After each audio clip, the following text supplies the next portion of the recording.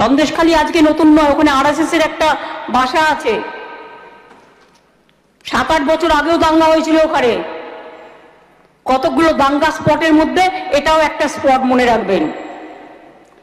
সরস্বতী পুজোয় আমরা strongly handle করেছি, তা নাহলে আদৌ ভালো করে করতে পারতাম কিনা মানে সন্দেহ আছে। প্ল্যানিং অনেক ছিল। বিএসএফ এর কাজ কি? বর্ডার পাহারা দেওয়া।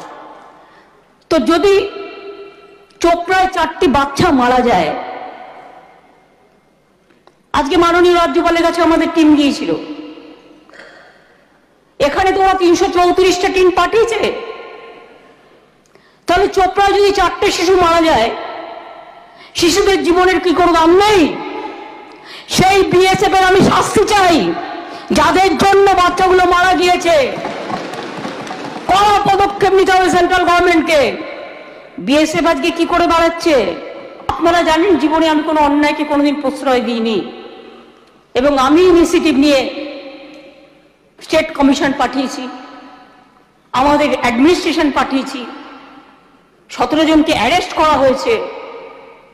এবং আপনারা দেখেছেন, যারা মুখে মাস্ক পরে পরে ছবি তুলছে, ধরাও পড়েছে বিজেপির কর্মী, কিভাবে তারা বাইরে থেকে নিয়ে এসে একটা এলাকাকে অশান্ত করার চেষ্টা করেছে। আগে টার্গেট শেখ শাহজাহান, ওকে টার্গেট করে ইডি ঢুকলো, তারপরেই সবাইকে বার করে দিয়ে তারপরে ওখানে আদিবাসী মাইনরিটিদের মধ্যে ঝগড়া লাগিয়ে দিল।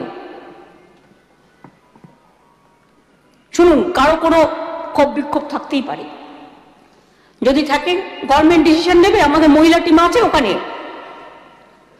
পুলিশেরও একটা মহিলা টিম আছে, ঘরে ঘরে যাচ্ছে কার কি অভিযোগ শুনতে।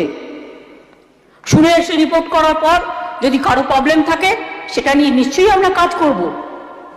আগে তো আমাকে জানতে হবে ব্যাপারটা কি, নাকি কাকে কার নিয়ে পালিয়ে গেল বলে আমিও পালাতে শুরু করলাম। আমরা বীজ বপন করেছি, শুনেছি বীজ বপন করো ভালো হয়, যত চারা লাগাবে ভালো হবে। এরা একটাই বীজ বপন করতে পারে, সেটা হচ্ছে দাঙ্গা বীজ। প্ল্যান করে দাঙ্গা বীজ বপন করছে।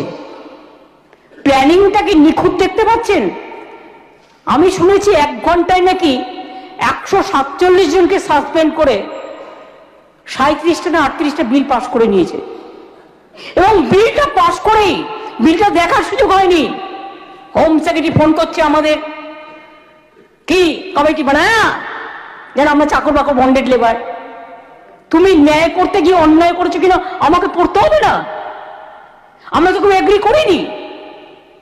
তুমি তো এমনকি এমপিদেরও কনফিডেন্সে নাওনি, তুমি তো একতরফা করেছো।